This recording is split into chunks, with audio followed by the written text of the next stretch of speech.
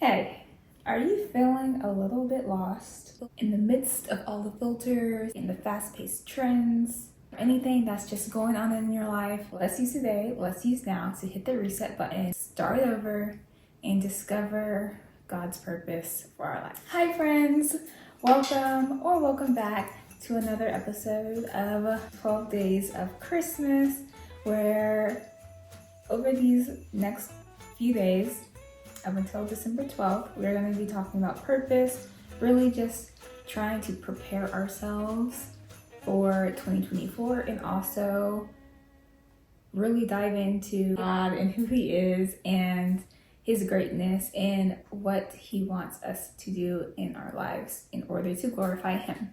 And I'm giving away things every single day up until December 12th, so make sure that you stay tuned till the end to figure out what the giveaway is today and how you can enter. So today we are going to be talking about understanding God's purpose for our lives. So to get in today's video, it can be very confusing and you really just don't know where to start.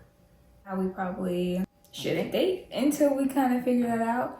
And how to figure that out is like simple, but not simple depending who you talk to. But my answer is just always going to the Word. Always going to the Word, always just seeking the Lord and what He wants for you, even though that may be confusing and even though you don't know what step to take, sometimes you just have to take the step. Like sometimes you just have to go. Sometimes you just have to move. And through the movement, He will either guide you to continue that way or you will be redirected. I think we can get so wound up in analysis paralysis where we're just like, I don't know, I don't want to move because what if this happens? What if this happens? What if this happens? When really it's like, just move, just go, just try it out, just see what happens, just be consistent, just try it, just do it, just go.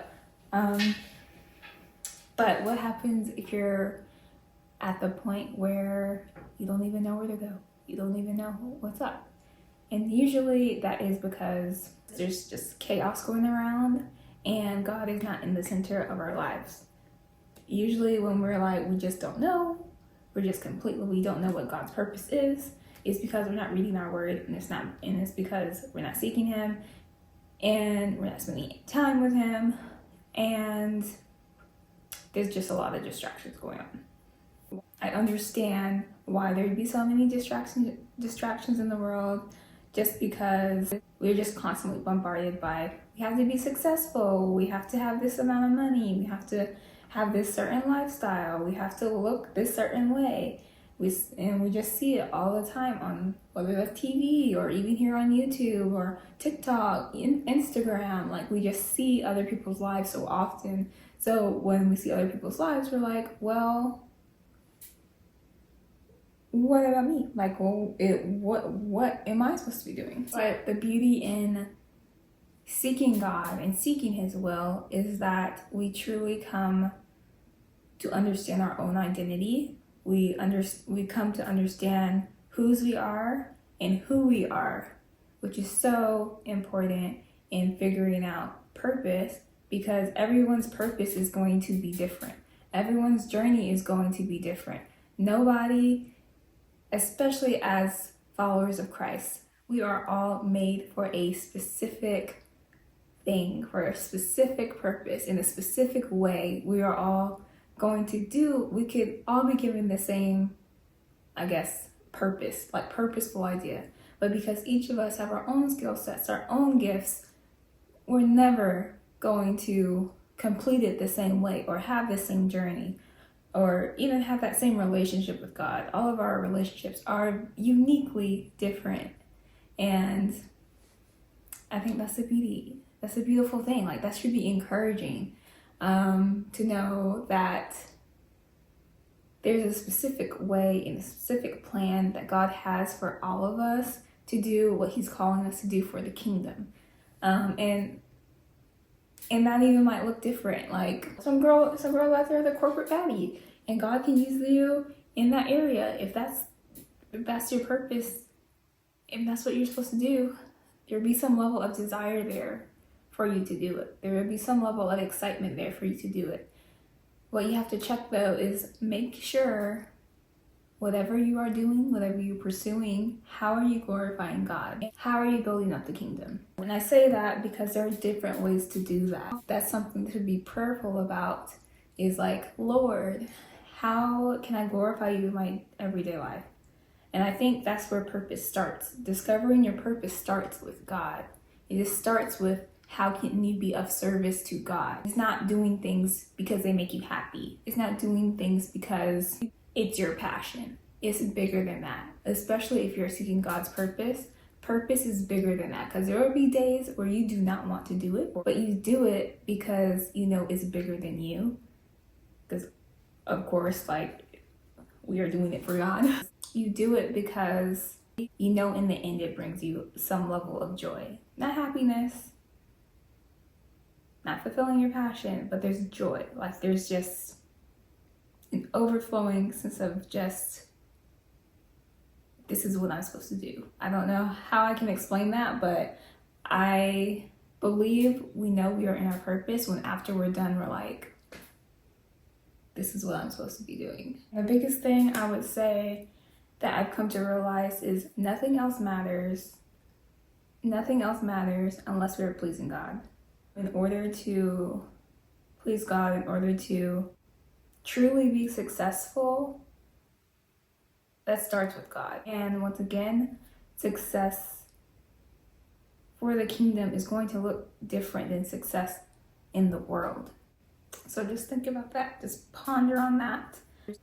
But it's so important to start here in understanding God's purpose and what that looks like, because that's the roadmap to our life. Like, that's where every decision we make stems from. Every choice we make stems from that. So definitely, like, if you are in a space where you just are feeling confused, you have no idea what the purpose is for your life, you have no idea what's God's purpose in general, highly recommend you just start reading the Word, and you start reading the Bible. You can even start from the shortest book in the Bible to the longest books in the Bible.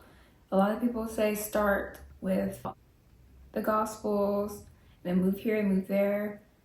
If you're just completely new, or even if you've already been studying the Word for yourself and you just need a revamp, I highly recommend starting from the shortest book to the longest book, because you'll find that you're learning things, or you're reviewing things that you haven't seen in a while, or you've never seen before. So I definitely recommend starting there. Numbers 9:23, they set up camp and broke camp in obedience to the commands in which the Lord gave through Moses. So that's a really good encouragement for us to know.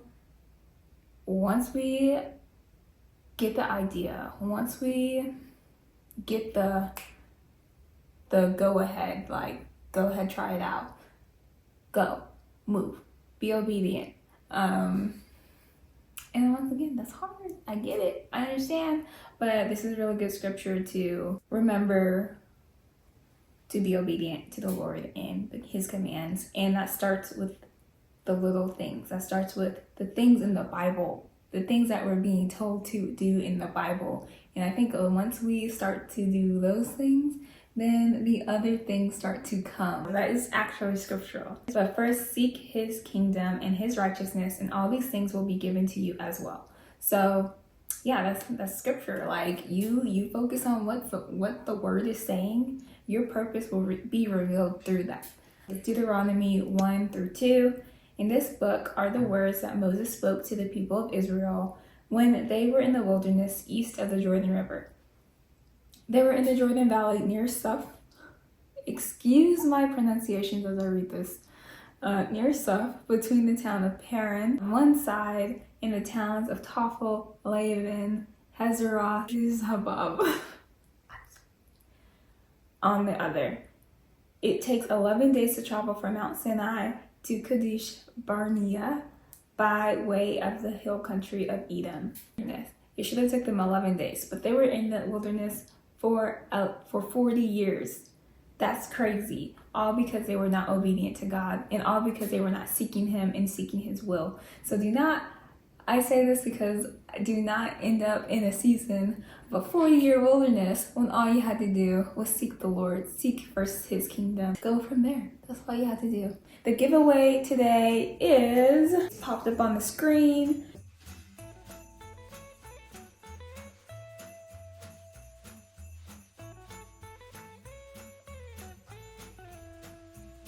If you guys want this item, make sure that you are signed up to my email list. Links down below. That is where I am picking out my giveaway winners, all from my email list. And even if you do not want to win this item, still join the email list because I give out encouragement through there, Christian encouragement. So that's all I got today, and I will catch you guys tomorrow.